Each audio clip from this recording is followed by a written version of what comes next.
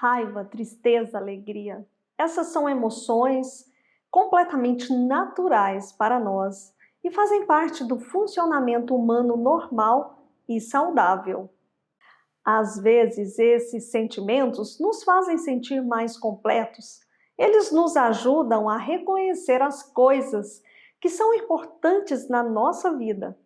Eles nos conectam com a beleza, com a justiça, eles nos ajudam a nos relacionarmos com os humanos, com os animais e com a natureza. Eles apoiam a nossa criatividade e a expressão mais completa de nosso ser humano. Mesmo quando dolorosos, eles nos conectam à nossa dignidade humana e nos dão uma espécie de força para seguir em frente. Outras vezes, as emoções, especialmente as loucas, intensamente desenfreadas, que parecem continuar e continuar e continuar e nunca têm fim, porém também não têm utilidade nenhuma. Outras vezes, sentimentos especialmente intensos e desenfreados aparecem em nossa vida e continuam, sem parecer que vai ter um fim, mas também não traz nada de utilidade para a nossa vida. Esses sentimentos têm uma conexão com coisas que parecem importantes, mas na realidade, eles meio que nos mantêm presos no sentido de que a vida não pode funcionar muito bem e não nos dá força ou esperança. Frequentemente, eles também prejudicam os nossos relacionamentos. Em geral, nós vimos muitas publicações falando sobre as emoções, que as emoções são um problema, que as emoções não guiam a sua vida com racionalidade, que você deve fazer de tudo para controlar as suas emoções, para não colocar a raiva para fora, para não explodir, que não pode deixar as emoções interferirem em sua tomada de decisão racional. Em contrapartida, alguns profissionais expressam a sua opinião a respeito das emoções e dizem que toda emoção é boa, que você deve sempre sentir e expressar todos os seus sentimentos plenamente, e qualquer controle ou limitação dessas emoções é uma espécie de repressão e, portanto, é doentio. Na verdade, nenhuma dessas posições é útil para as constelações familiares. Todos nós podemos pensar nas vezes em que precisamos de nossas emoções, nossos sentimentos viscerais, nossos desejos sinceros para saber qual era a coisa certa a fazer. E todos nós sabemos momentos em que a expressão irrestrita das emoções de nossa parte ou de outros causou danos realmente sérios em nossa vida e na vida das outras pessoas. Então, qual a diferença aqui? As emoções são saudáveis ou problemáticas? E se for ambos, como podemos saber qual é qual? Será que há alguma maneira de aprofundar nossa experiência sobre esse assunto, sobre a emoção ser útil ou atrapalhar ao mesmo tempo, sobre diminuir a nossa experiência com a vida ou ajudar a nossa experiência com a vida? A maioria das publicações apresentam respostas sobre o papel do controle na expressão emocional e como os sentimentos realmente são centrais e significativos na vida das pessoas. É um bom começo, mas vamos um pouco mais longe. Os psicólogos falam sobre emoções primárias e secundárias. Se você pesquisar esses temas no Google, encontrará diferentes definições do que são e o que determina a distinção entre eles. Mas Bert Hellinger tem suas próprias definições desses dois tipos de sentimentos. E o bom de suas definições é que elas nos dão uma orientação forte sobre como saber a diferença entre eles e uma maneira de começar a trabalhar com essas diferenças. Vamos investigar isso? Sobre sentimento primário, Bert diz: os sentimentos primários apoiam ações construtivas que fortalecem as pessoas. Eles são simples e não requerem explicação elaborada. São intensos, sem drama e sem exagero. Eles vêm, fazem o trabalho do herdeiro e depois partem novamente. Eles são resolvidos por uma expressão apropriada e ação apropriada e eficaz. Eles trazem uma sensação de segurança e calma. Sentimentos primários só vão até onde são bons. O sentimento primário surge logo após um trauma, após a morte de um ente querido. Então, o cliente entra em um processo de luto. É importante que o terapeuta incentive o cliente a falar sobre o que está sentindo, sobre sua tristeza, sobre sua dor. Nesse sentido, as cerimônias de velório cumprem muito bem esse papel. É algo bem simples e concreto. Você vê alguém triste chorando e pergunta: por que você chora? E a pessoa responde: meu cãozinho faleceu. É uma justificativa bem lógica e compreensível. Um outro exemplo é quando um casamento ou um relacionamento chega ao seu fim. O casal toma consciência de que o melhor a se fazer é a separação e sem acusações. Cada um carrega a sua culpa, mas mesmo assim existe a necessidade do casal viver o luto da separação por um período. Um tempo para que se despeçam do que viveram e agradeçam pela experiência. Esse também é um sentimento primário.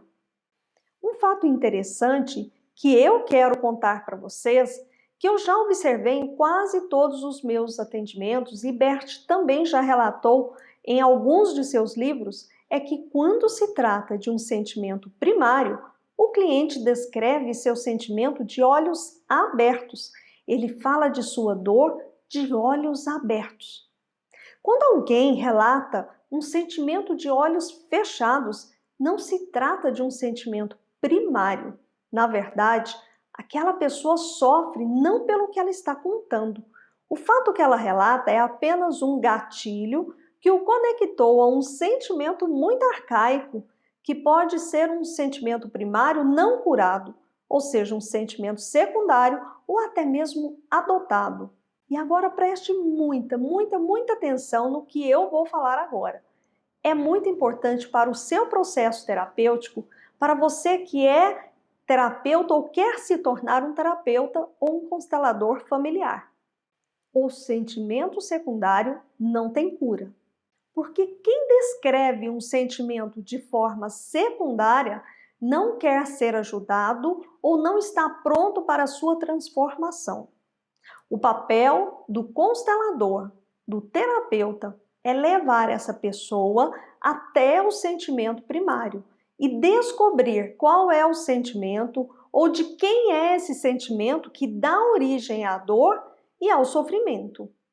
Bert Hellinger foi muito mal visto e interpretado quando ele fazia interferências na fala do cliente, levando a pessoa a sair do sentimento secundário ou adotado. Quando ele percebia resistência, ele sabia que não podia ajudar aquela pessoa.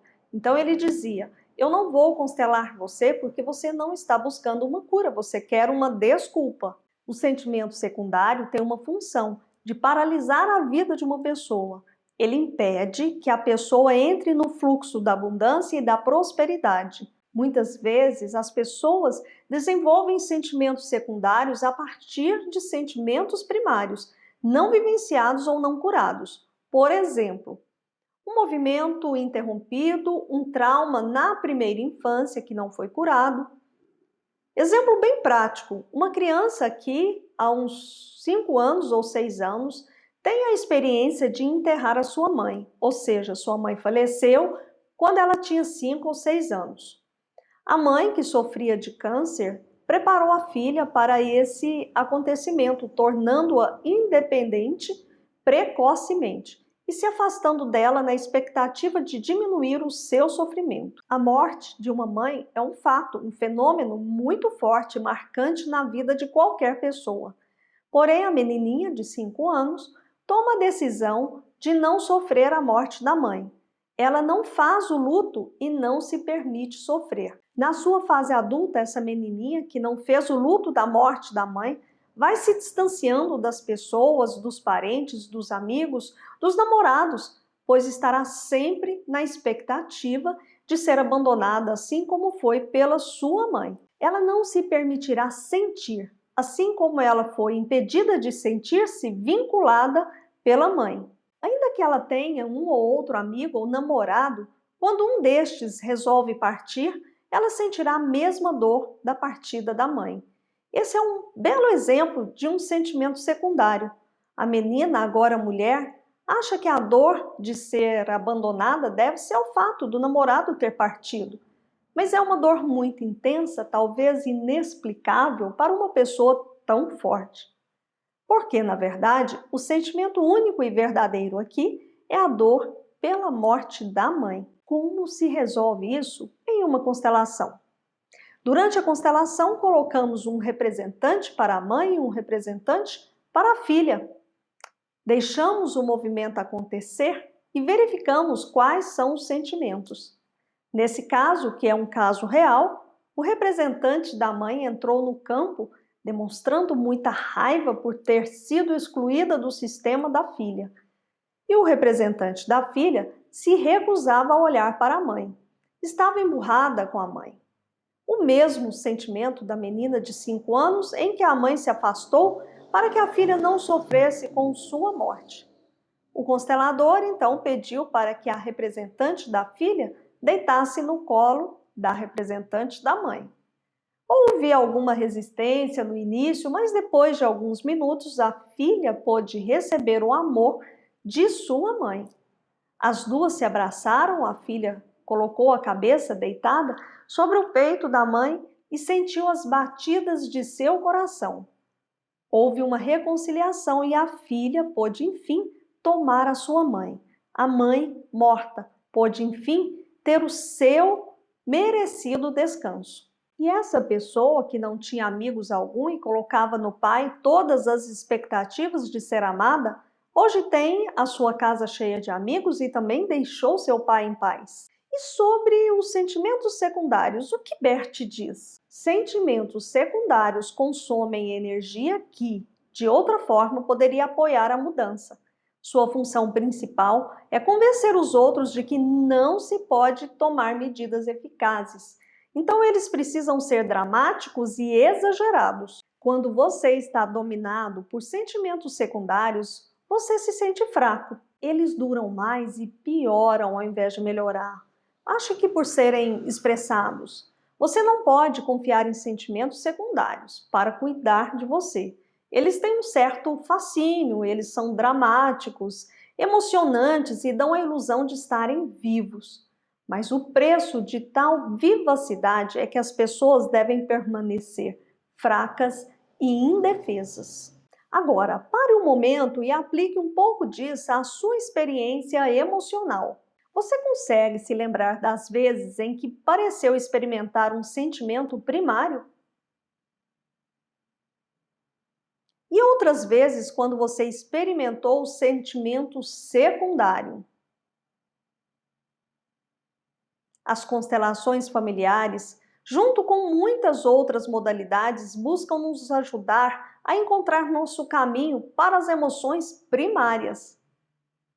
Isso nos ajuda a completar experiências traumáticas e não simplesmente repeti-las por meio da expressão infinita de emoções secundárias. Essa expressão também nos fortalece, dá um senso de desenvoltura e dignidade e geralmente atrai outras pessoas para nos ajudar enquanto curamos. Você também deve ter notado que no conflito interpessoal, se uma ou mais das pessoas envolvidas conseguem chegar aos seus sentimentos primários, a solução começa a se tornar possível. Já o conflito interpessoal é frequentemente alimentado indefinidamente pela expressão assertiva de sentimentos secundários.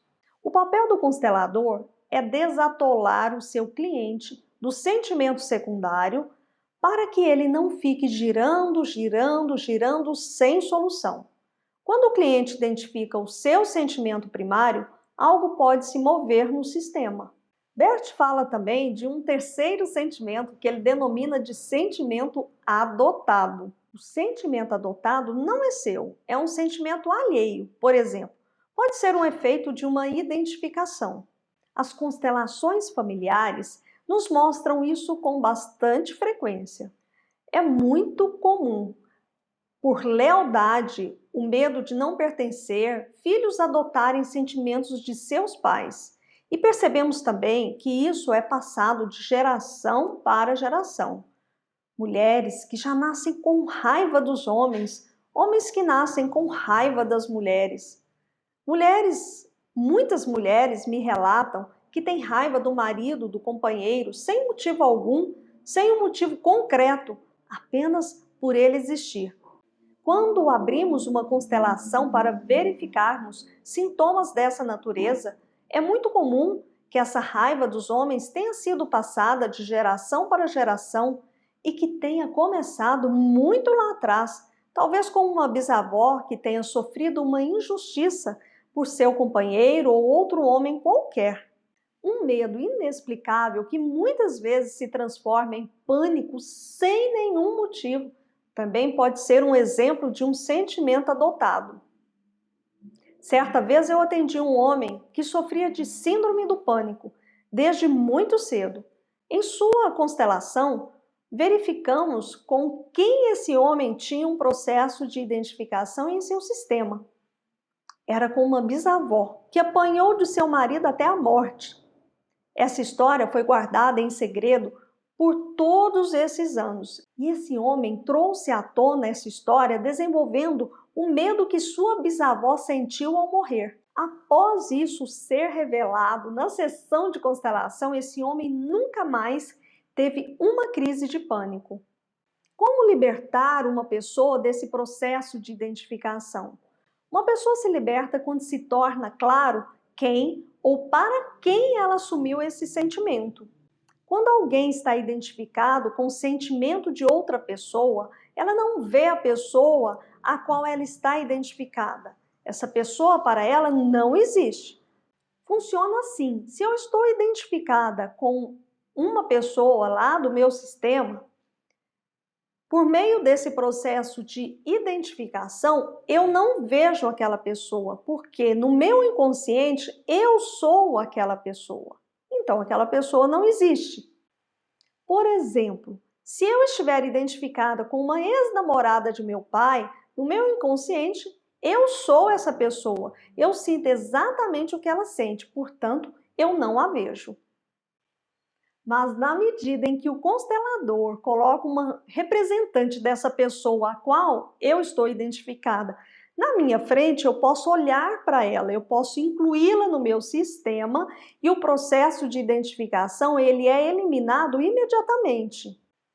Existe um quarto tipo de sentimento que Bert denomina de meta-sentimento. Segundo ele, são sentimentos sem emoções, são forças puras para a tomada de decisão e para uma ação. Por um lado, quando uma pessoa está tomada por um meta-sentimento, ela pode parecer insensível e fria, mas na verdade ela está totalmente centrada. Os terapeutas e os consteladores precisam desenvolver a sua capacidade de encontrar o seu vazio, o seu centro, porque somente por meio de um meta-sentimento um terapeuta pode ajudar o seu cliente. E por isso é denominado meta-sentimento, ou seja, o terapeuta fica acima do sentimento. Imagine-se no meio de uma multidão, uma bagunça, um tumulto. É difícil tomar uma decisão, não é mesmo? É difícil encontrar uma saída na multidão. Agora, imagine-se no alto de uma montanha, olhando para a multidão que está lá embaixo. Em cima da montanha temos uma visão maior, porém, lá você está solitário, não está intimamente ligado a ninguém. Essa é uma imagem com a qual o terapeuta deve trabalhar. Por esse motivo, é importante que o terapeuta, antes de uma sessão, se recolha ao seu centro vazio. Lá se está totalmente centrado.